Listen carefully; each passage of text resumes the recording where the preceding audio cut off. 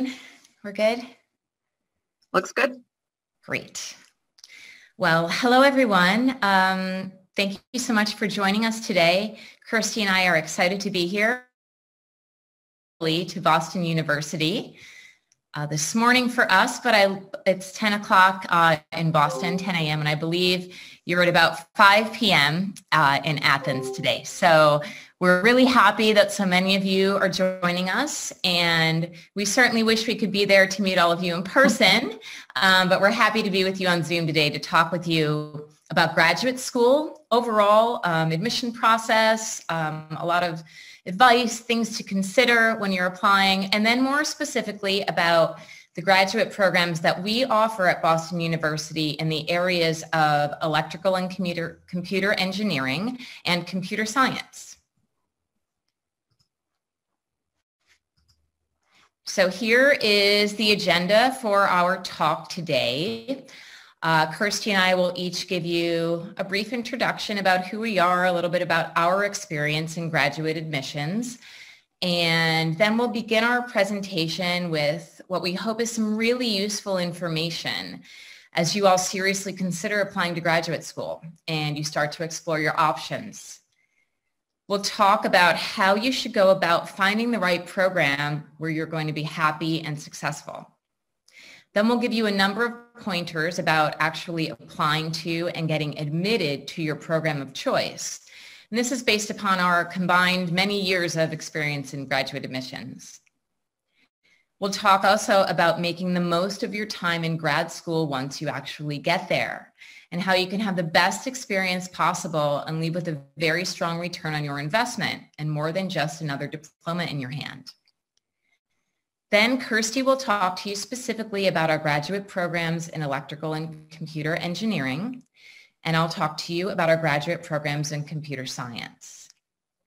And finally, we'll end with plenty of time for questions.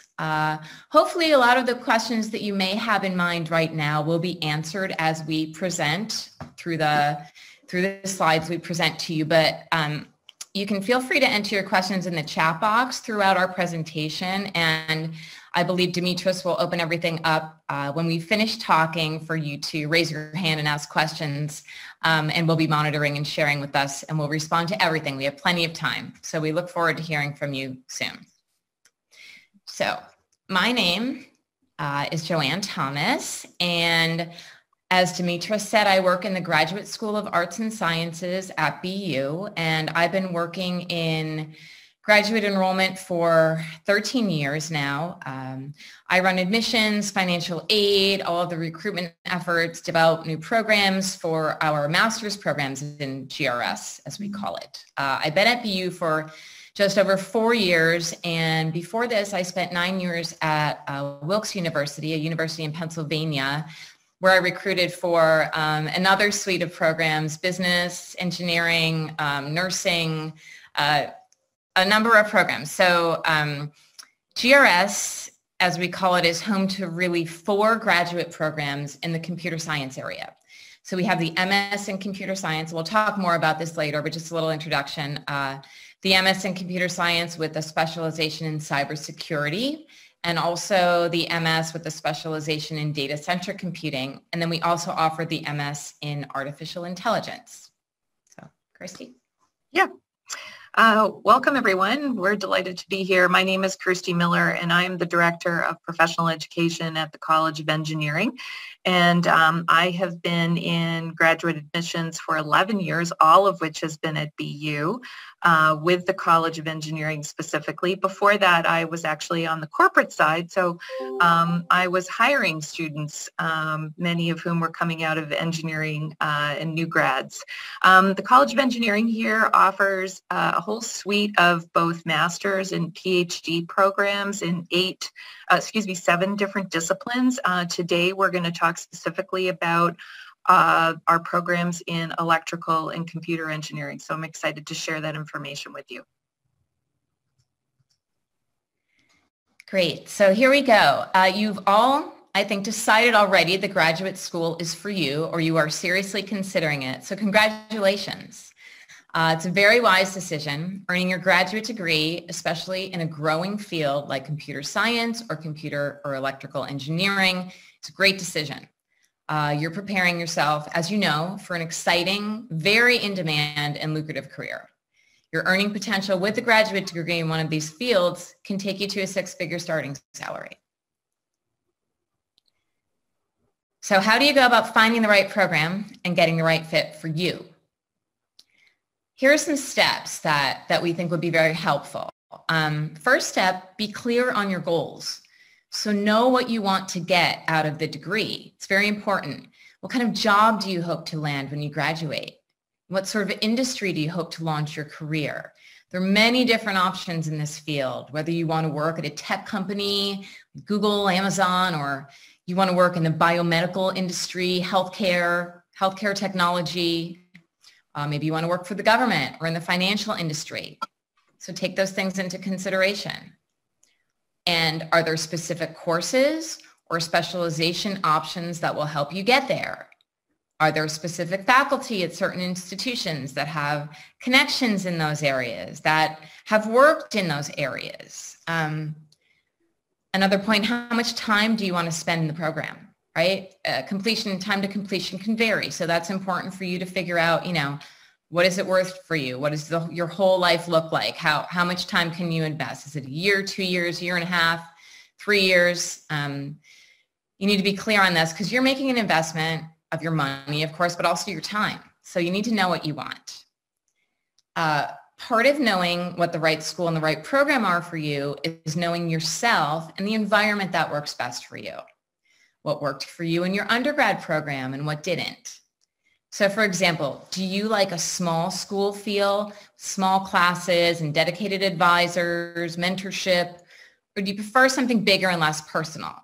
I'll say for us at Boston University, although we're one of the largest private institutions in the US, in our programs, in our graduate programs, specifically in computer science and in engineering, we do have that small school feel and very close, mentoring relationship with faculty and advanced students. So that's important to the students who choose us.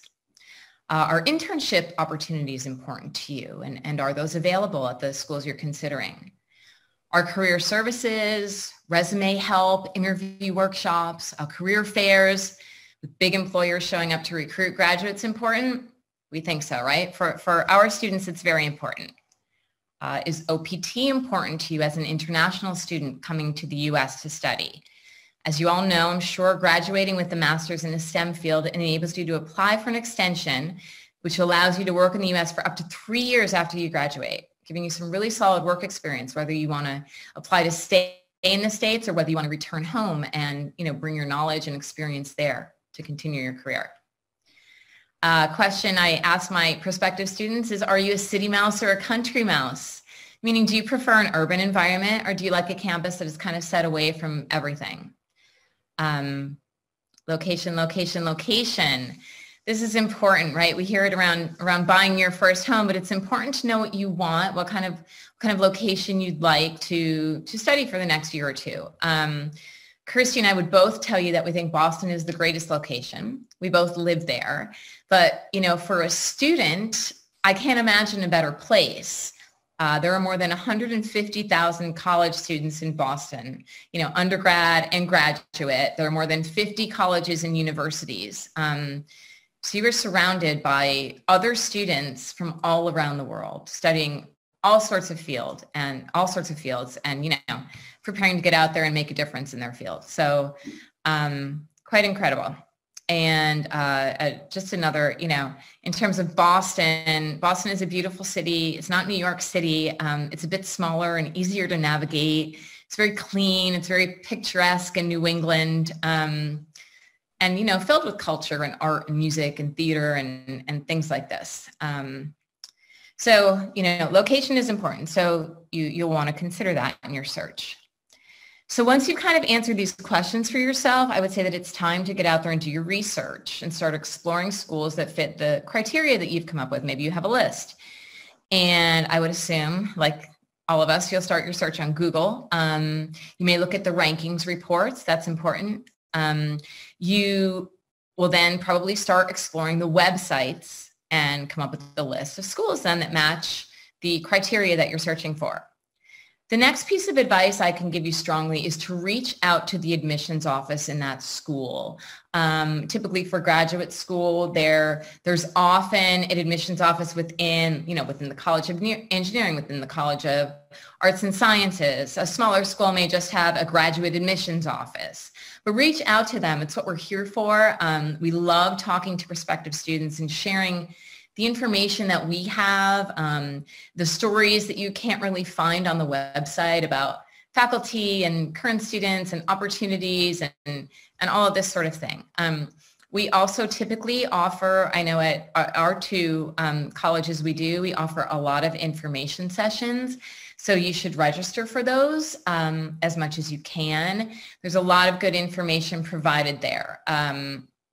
If you're applying to a PhD program, you'll want to explore the faculty a bit more deeply and have personal outreach with them, because you need to, it's all about a match between your intended area of research and your faculty that you're going to be working closely with. So you really need to do your homework there.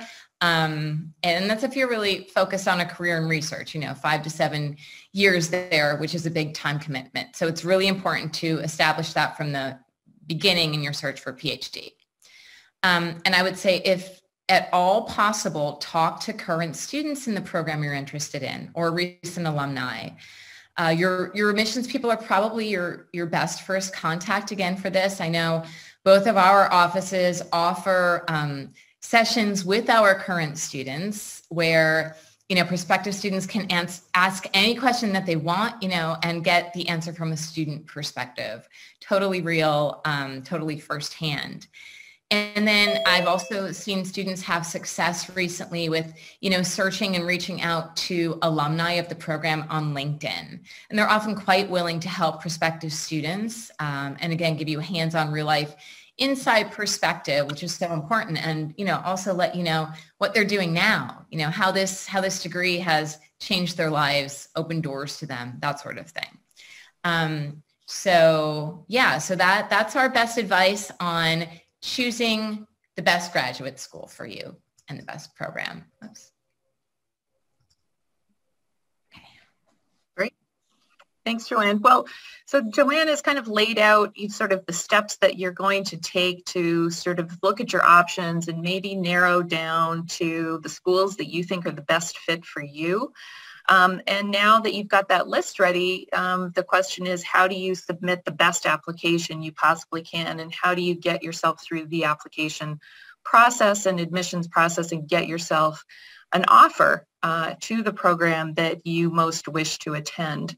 So, first thing I would say is, to be very aware of your application deadlines and requirements for each of the programs that you're interested in applying to. These may vary more than you expect. Often, these deadlines tend to be in January and beyond, but they can vary dramatically. So our deadline is January and March.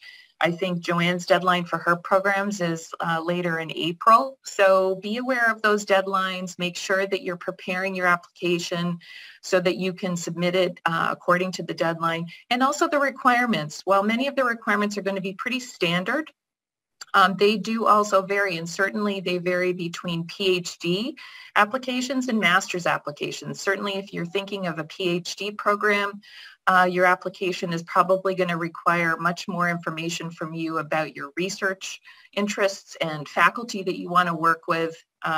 So pay attention to that as well. Once you start putting your application together, there are going to be several components to your application that are going to be necessary to complete your application and get a review and a decision for the program that you're interested in. First of all, I wanted to talk a little bit about a personal statement. This is really an opportunity to provide some context to the other components that are in your application, which tend to be more quantitative, like your transcript and your grades and your cumulative GPA or your test scores, like your GRE or any language testing that you've completed. Your personal statement is an opportunity to really tell us more about your motivation to attend graduate school and our program in particular. Many students we find will send a personal statement and tell us that BU is their dream school. But what we really want to know from you is, why are you a dream candidate for BU and our program? That's what we want you to answer. What makes our program a good fit for you? And is that because you believe it will prepare you for the career that you are seeking? Tell us a little bit about that. Is it because you want to pursue research and you aspire to an academic career and want to work with specific faculty member? Tell us about that.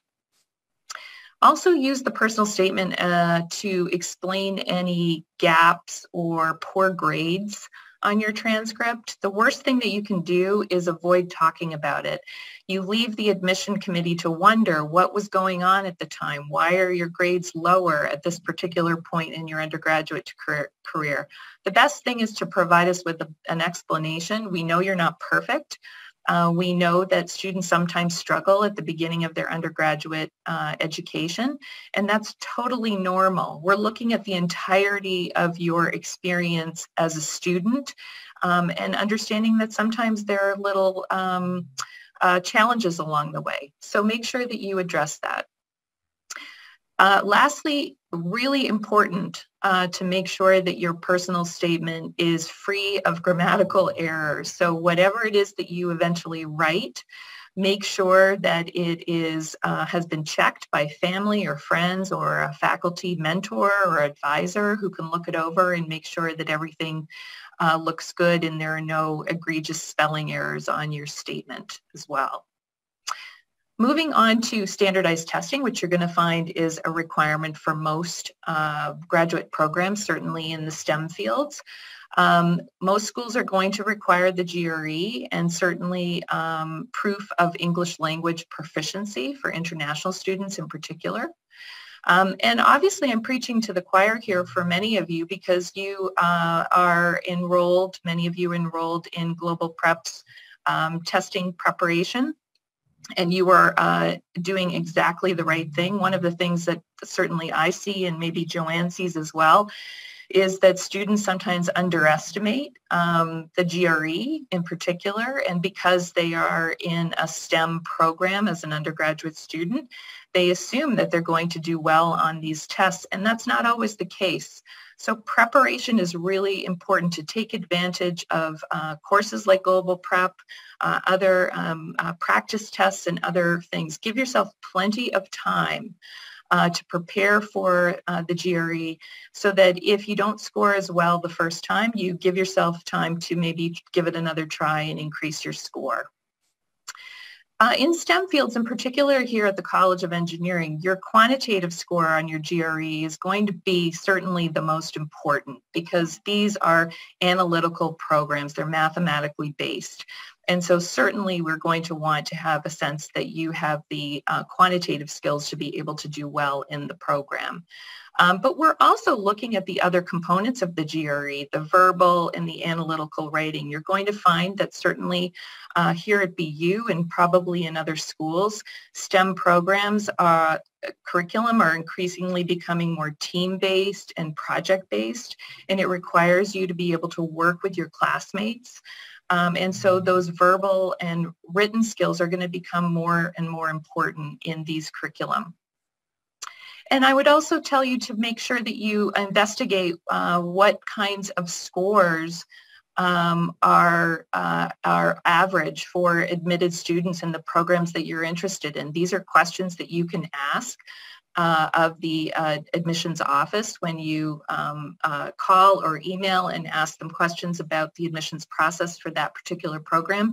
You can ask them what are the average scores for admitted students, and they'll provide that information generally so that you have a goal to shoot for. Generally in engineering, students in our program are scoring in the 85th percentile or higher on their quantitative GRE scores. So that's generally an average. And then finally, another key component of your application, certainly for us, is your recommendations. Admissions committees pay very close attention to what credible recommenders have to say about you, and importantly, what they don't have to say about you. So sometimes what they omit in their letter of recommendation can be more telling than what they actually say. Remember that we're evaluating you as a student, so we strongly encourage that you seek recommendations from academic references, so your professors or faculty that you may have worked on a project with. The key thing here is that your recommenders need to know you well.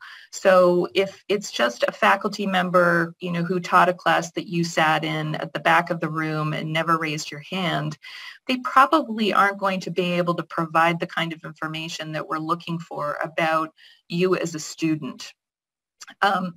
If you're applying for PhD, your recommenders should be people who you've worked with in research, maybe a faculty member whose lab you were a part of, who can speak to either your lab experience or research experience or your potential for research if you haven't actually had a lot of research experience. And the recommendations really need to be, focus on the attributes that will make you a good student or a good fit for our program. So recommendations that say things like, John showed up each day for my class and submitted all of his homework isn't really going to make a strong case for you as a potential candidate for our programs. But John has been working on a project in my lab. He is working at a level of many of my PhD students. He's in the top 5%. He asks insightful questions. These are the kinds of attributes that are important to us as we evaluate your candidacy for a program. And also assist your recommenders. So provide them with information that will help them to write a good recommendation for you. So when you approach a recommender, provide them with a copy of your resume or your CV so they understand what you've been doing alongside your academic program, any co-curricular things that you've been involved in, any internships that you've been a part of, any other kinds of projects that you may have undertaken that they may not be aware of. That will help them to write a substantive letter that supports your application to your graduate program. That is excellent advice, Kirstie. I just want to let everyone know that we'll be sharing the PowerPoint with you afterward. So, those are very helpful, useful points of advice that Kirstie gave on really submitting quality application. It's so important. This is your shot, right? So it was excellent. So you will get to review that again. So once you've done this, you've done your research, you found your school or a few schools that you're hoping to apply to, and you've submitted a great application with great scores and great recommendations, and you're in. So, we have some advice to share on how to make the most of your time when you're in graduate school.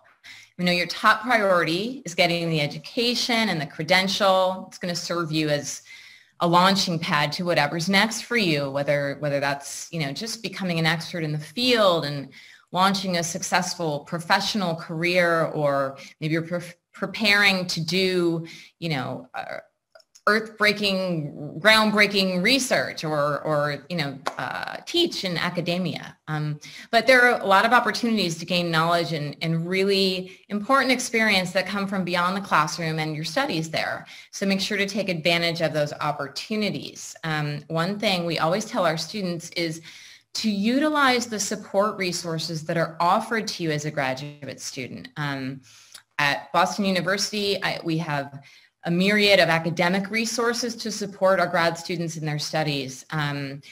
Your faculty always have office hours, and we'll meet with you and we'll, extend hours, and we'll spend very close one-on-one time with you, whether that's helping you to prepare for an exam, helping you to understand a concept that you didn't quite get through the lecture, or talking to you about your career path and their advice on that.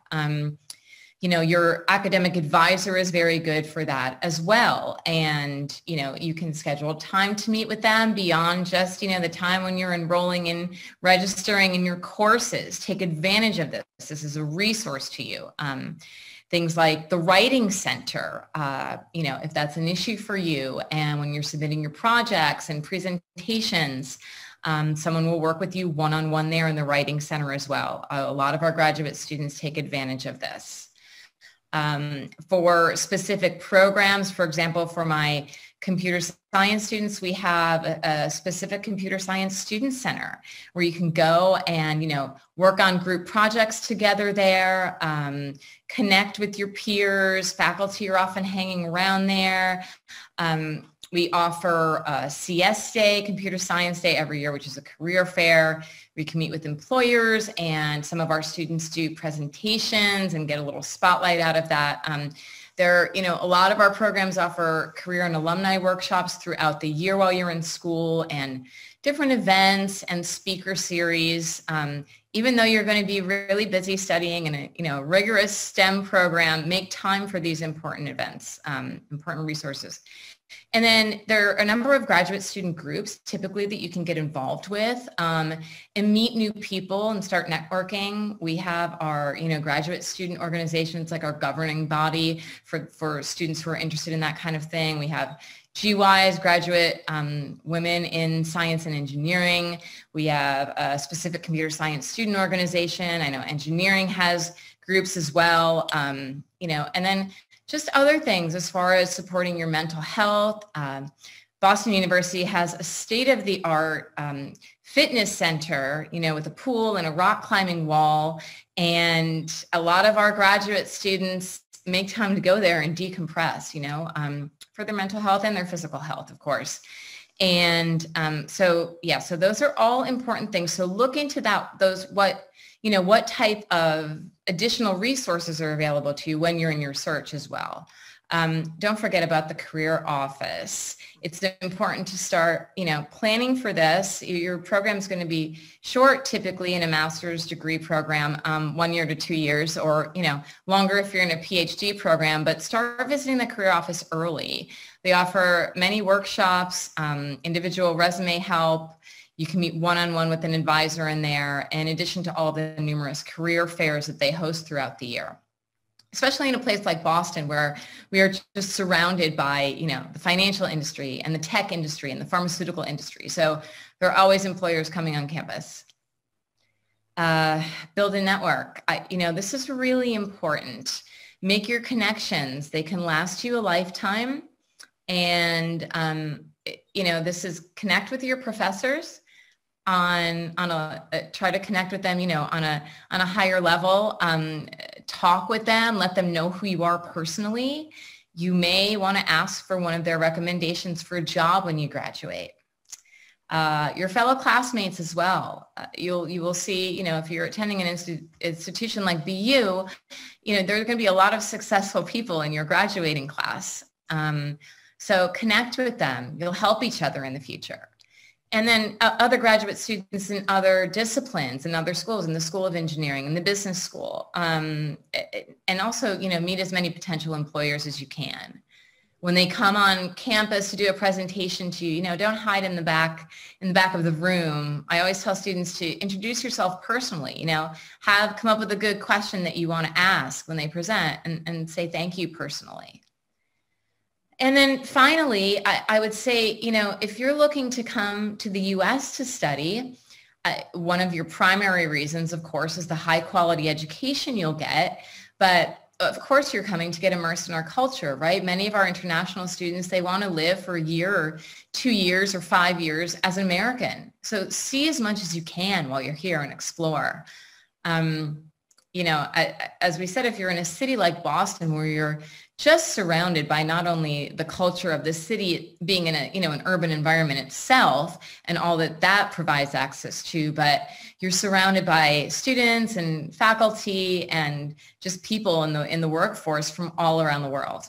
So you can get to meet and get to know them, which is really exciting.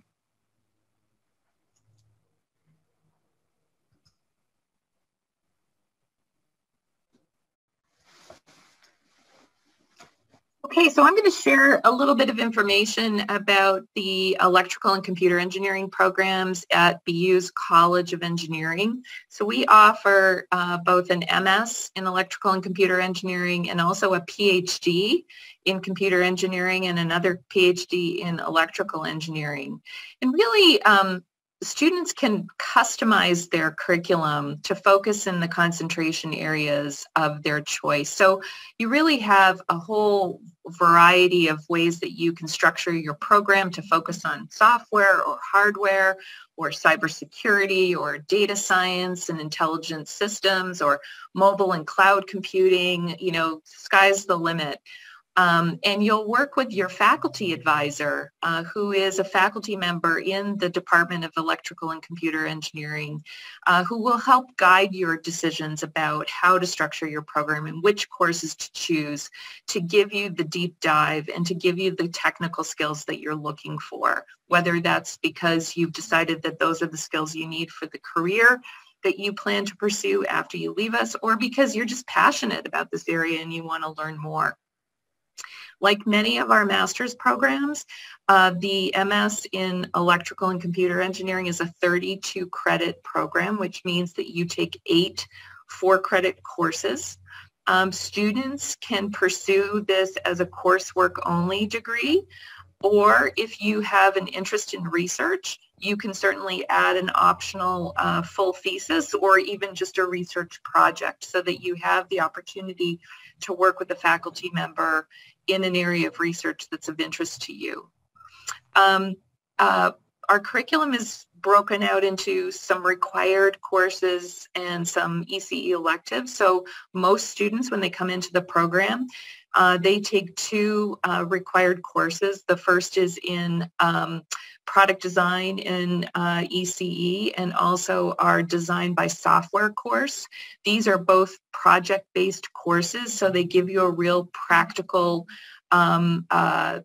experience while you're building actual products within the ECE area, and you work in teams. In addition, you've got 4 ECE electives that you can choose from all of the courses available to you from the ECE department. And then you also have 2 general electives, and students have the opportunity to take general electives from across all of the departments in the College of Engineering, but also in other schools like in the Graduate School of Arts and Sciences or even our business school for students who may want to have a little bit of an engineering management focus as well, take a course in some of that. Many of those engineering management courses also are offered within the College of Engineering. So the curriculum is rigorous. We consider our coursework to be very rigorous, which is why most students complete the program in a year and a half rather than in 1 year. Most students take 3 courses in the fall, another 3 courses in the spring, and they complete their program the following fall. And this is a nice way to plan out your program because it gives you the opportunity to complete an internship in the summer following your first year of study. And students, international students, can use their curricular practical training to be able to do that. And Joanne talked quite a bit about the career resources that we have available here, both in the College of Engineering and more broadly on the campus, to assist students with finding the right kind of an internship for them. Our final application deadline is March 15th. So it would be this March 15th for 2022 entry. And it will require all of the components that we talked about earlier, an online app, your transcripts, your statement of purpose, GRE scores, your proficiency in English language, and also your CV, our resume to give us a sense of what else you've been doing. I mentioned earlier that on the GRE, we're generally admitting students that have quant scores around the 85th or higher percentile. And we're looking for strong students. You know, we're looking for students that demonstrate evidence of success in their undergraduate program and who we believe can be successful in our graduate coursework. The program is competitive. we get about 1,500 applications to the ECE program. It is our most popular out of the 7 programs. It's the one that we get the most applications to. But I will also say it's the one where we have the strongest demand from employers for graduates from this program. So we generally enroll a class of between 80 and 100 students each fall out of those 1,500 applications. As I mentioned, this is a high demand field. And as Joanne mentioned, Boston is, a fabulous place to study in the STEM fields, particularly in computer engineering and in computer science. We are essentially the East Coast tech hub here in Boston, second only to Silicon Valley. So we're surrounded by employers who are looking for engineers with these particular kinds of skills. So rather than studying out in the middle of nowhere where there are no employers, you're really studying in the heart of where the action is here and where employers really have access. So generally speaking, our grads are moving into careers with starting salaries of anywhere from $90,000 right up to about $130,000. And I've seen even starting salaries higher than that. So this is a good place to be, and it's a good field to be in. And finally, I'll tell you that we do offer some merit-based tuition scholarship. So we do consider every student who is admitted to one of our programs for a merit-based tuition scholarship, which can be up to 50% of your tuition. And there's nothing in addition to your application that you need to do in order to qualify for that. You're evaluated by the committee of faculty who are looking at your application. They're also making a recommendation for scholarship at that time as well. Over to you, Joanne. Great, thanks, Kirstie. So we'll talk a little bit now about our graduate programs at BU in computer science. So we offer the MS in computer science, which is currently our most popular program in GRS, no surprise. We also offer the option to specialize in either cybersecurity or data-centric computing. And our students can choose, some of them know right off the bat that they want one of those specializations, and so that's how they apply to one of those programs.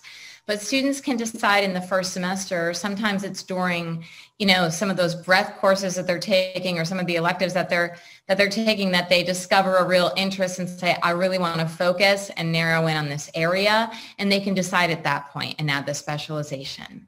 We also offer an MS in artificial intelligence, which we launched in fall of 2019. So we are just going to enroll our 3rd cohort, and it is really growing, a growing field, of course. And we also offer the PhD program in computer science for any of our students who are looking to go into research and academia. So each of our computer science and artificial intelligence master's programs requires 32 credits to complete, the same as the engineering programs, which means, again, a total of 8 4-credit courses.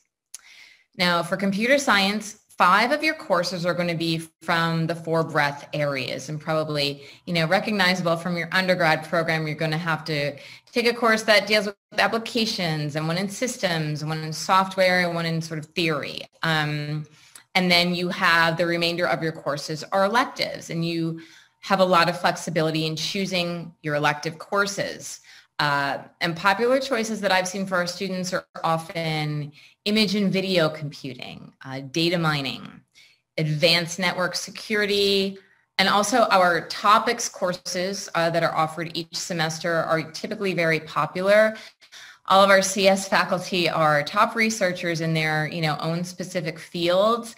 And so they'll come up with a course that they want to present on a very, dynamic and timely issue that they want to address with their students. So those are popular as well.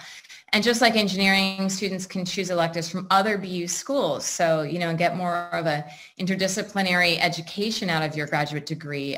You can take a course in engineering, or you can take a course in the Questrom Business School or the School of Communication. You can also choose to participate in research with our faculty. And this is typically done if students have a research interest, then one of your elective courses would be taken as sort of what you might have seen in undergrad as an independent study. And you would be working one-on-one with the faculty and typically a graduate student researcher. And if you are interested, as Kirstie said, some of you may come and do the master's program, but then be interested, you decide that you really like this research side of things, that you want to move on and apply to a PhD program, and you haven't done any research in your undergrad program, this would be the place in your master's degree where you could build that research portfolio, because it's typically an important part of the PhD application. Just like computer science, artificial intelligence has 4 required courses in AI, machine learning, and NLP. And then our students take electives in things like data mechanics or computer graphics, cryptography. So similar thing, you can take courses in other schools as well. I've seen students in AI already taking courses in our linguistics program that we have in GRS. So that's an option too, depending upon your focus. And you can complete our master's programs in as little as a year. I will say that is challenging. The program is very rigorous, and our students do often like to take the time, maybe they want to work a part-time job when they're in class to support their living expenses and that sort of thing. Or, they want to take more time and spend, this is what's typical, they come in fall, they study fall and spring, and then do some CPT over the summer, get a great internship with the company over the summer, make a great connection, and then complete their degree in fall. Oftentimes those summer internships turn into the first job after they graduate. But so it's typically a year and a half. They can do as much as 2 years to complete if you'd like. And in terms of outcomes, our graduates are successful. They work at the top tech companies, financial companies. They run their own consulting companies. Really, pharmaceutical industry. A lot of our students come out at BU because it's so popular in Boston. There are so many opportunities. As you all know, you're in this field, data, machine learning. This is our world. It's only expanding. It's not going to change.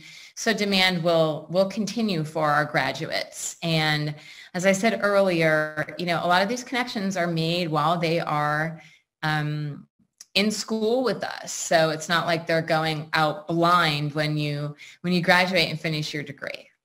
You're ready. You already have some connections made. As far as our admission requirements, for our computer science program, our application deadline is typically April 1. We extended to April 15 this year, and sometimes we'll do that. Things were a bit challenging for some students this year to get their things together as they're finishing up a challenging undergrad, academic year. But our PhD application deadline, if you're interested in PhD, is much earlier, December 15th every year. So it's important to look for that.